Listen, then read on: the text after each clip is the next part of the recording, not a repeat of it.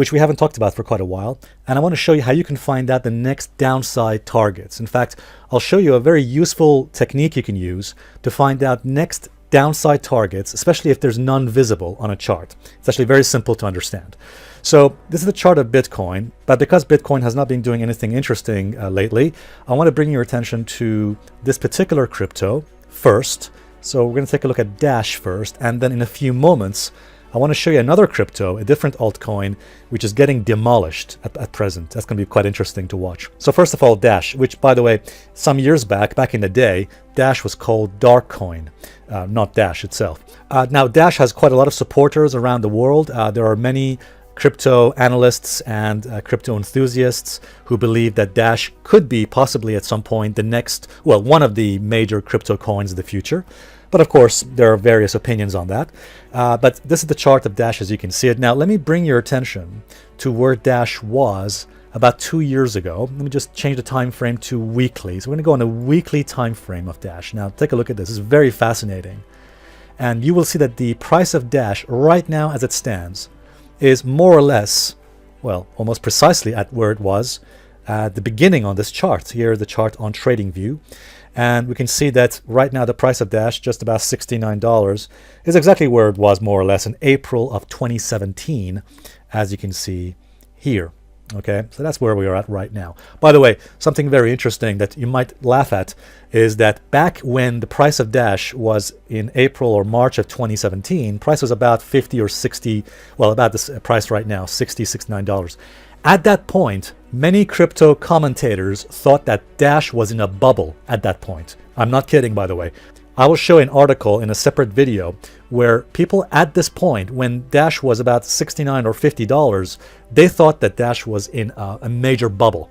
Okay, I'm not kidding. Okay, so the funny part is that they had no clue at the time. In fact, nobody really had much of a clue that Dash was going to go up eventually to, look at this, eventually to where it peaked in December of 2017, within less than 12 months. So what I'm going to do in a separate video, I'm going to show you how you can find out whether something is in a bubble and when it's not in a bubble. Okay, so that's quite interesting. In any case, the bottom line is this: Dash is right now where it was more or less in March or April of 2017. So you can see that there isn't much support beneath Dash at present. On this chart that we see here, there isn't any visible support beneath us. Okay, on the price of Bitcoin, if you look at the chart of Bitcoin, there's plenty of support beneath us where we can find out where the next potential targets could be. But if you look at the chart of Dash, Dash doesn't have that same luxury. So what do we do in this situation? And by the way, in case you're wondering, well, what about moving averages on a higher time frame? No, that there isn't any particular support even on a monthly time frame. Okay, so what do we do here? Let's go on a daily time frame chart. There's a very simple technique you can use to find out the next major support or potential target when there is no visible major support available on the chart. Now, this is a technique you might already be familiar with, but I'm going to give you some special nuances to it. So this is actually an indicator on a chart which you can find. This is actually on any chart you can find this. It's called Fibonacci retracement. So for example, on TradingView, just go over here on the left hand side, click this, and then in the list of the tools, just select Fib retracement. So select that. And then what you want to do is, from the price where you're at right now, so this is the current bar, count back about 30 to 40 bars. I mean, on average, about 40 bars. Let's count back 40 bars, find the lowest point on the chart. So that's probably the lowest point right there. And then left click on the chart there. Then drag forward. And then what you want to do is just drop it at the highest point next to it. So the highest point in the last 40 bars, for example. All right. So let's drop it there. That's the highest point. So as you can see, what we've done is we've drawn a Fibonacci retracement tool from here, from the lowest point, the last 40 bars, to the highest point of the last 40 bars. In some situations, it might be the last 50 bars, but again, that's for you to judge.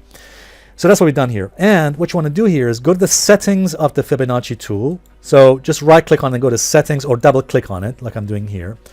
And it's very simple to do here. So what you want to do in the style settings, you want to look into these sections here. So these are the levels you want to make sure you have ticked. So first, 1.618. Now you might already be familiar with this particular ratio. This is called the golden ratio. So 1.618 extension. The next extension you want to choose is the 1.272. All right, there it is. Now, you may not have heard about the 1.272 extension, but actually it's a very important Fibonacci extension. In fact, the first time I heard about this particular extension, 1.272, was from a trader called Carolyn Borden about 10 years ago. Carolyn Borden actually is one of the world's experts on Fibonacci, and when she first mentioned this 1.272 extension, I was puzzled, but when I tried it on the chart, I found it actually very fascinating, because a lot of the times price comes down to the 1.272 extension and usually rests there or finds support there. The next level is 1.618. So always make sure you have these two extensions on your Fibonacci. Okay, and then what you want to do is just click OK. Okay, there you go. And then what you want to do is just drag the chart a little bit, just squeeze it a little bit like that, and then you will see where these extensions are on the chart. Now this is the chart of Dash, and you can see now where potentially the next major support and indeed targets could be for Dash if it falls beneath its prior lows. So again, this is where Dash is right now, currently at 69.4. What we're saying is if the price of Dash continues to drop, and if it falls below the previous lows of December, so the previous lows of December were what? Were around here, just at the levels we're seeing here at 56. Yeah. So what we're saying is if the price of Dash falls below the December lows of 56, okay, if it falls below that, then potentially, and by the way, if it closes below that, so if it closes below the previous lows, then the next major support level is going to be at the 1.272 extension. You can see it right here, 1.272 extension, which is 43, by the way. That's the price, 43. And if it continues to fall below that 1.272 extension, the next major support level is going to be here at the 1.618 extension. That's the golden ratio, 26.55. The 1.618 extension actually is a very critically important level. It's a very strong ratio of support for the markets. Often you see prices coming down to the 1.618 extension and holding support and then bouncing off those levels. Now that might happen for Dash. We'll have to monitor it near the time if it happens. Let me just give you a quick example of this. This is Bitcoin back in the year 2014 and 2015. Now, at the time, as you may remember, Bitcoin was back in 2014 in a bear market. Now, pay attention to over here. So let's imagine, just as an example, that you were looking at the chart of Bitcoin at the time in 2014, and you wanted to know where the next major level of support was, right? So again, just use the same technique I just told you about. Count back 40 bars, find the lowest point, or 50 bars. Just find the last major low point, like here, and then find the next major high point, which would be here. So what you want to do is then drag your Fibonacci tool, grab the Fibonacci, just drag it from the low point to the high point, like so, okay? And then squeeze the chart. Actually, let me just go forward. Let me show you what happened next, as you can see right there. So look what happened. Price dropped beneath the prior lows, as you can see there. It dropped beneath the prior lows. It went to the 1.272 extension, but actually went further lower below it. And look where it stopped. It stopped at the 1.618 Fibonacci extension right there. Okay. In fact, it just closed above it right there. Okay. And of course, the rest is history because you can see what happened next. Price actually bottomed at that level. Okay. See that blue line right there on my chart? The 1.618 extension. That's where price actually bottomed and started the major bull market from there. Okay. So always keep an eye on these two levels, 1.272 and 1.618. So on the chart of Dash, again, what we're saying is if Dash were to fall below its December lows, and that means if it closes below those lows. In other words, guys, what I'm saying is if it falls to the December lows and does not close below it, if it just bounces from it, then no, that doesn't count. Because then the probability is less for it to move to the extensions of 1.272 and 1.618. It's only if price falls below and closes below the December lows, the prior lows, that there's a high probability that we could move to the 1.272 and the 1.618 extensions at 43 and then 26.5 at those levels. But the first target would be 43. Let's take a look at another crypto which is getting demolished at present, and that is XLM, which is Stellar.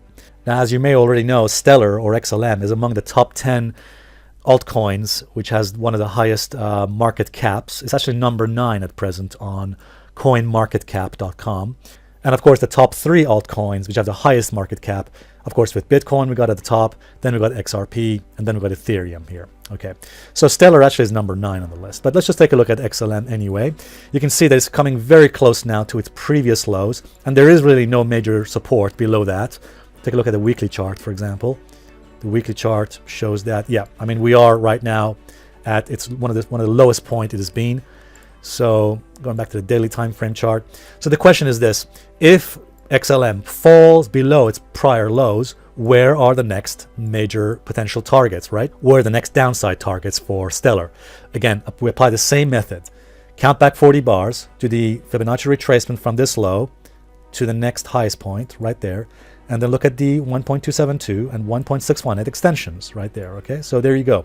You can see it on the chart. The green line you see on my chart, that lime green color, that's the first downside target at 0.078. That's the 1.272 extension. If it falls below that, the 1.618 extension puts it at the 0.05 or 0.06, if you want to call it that.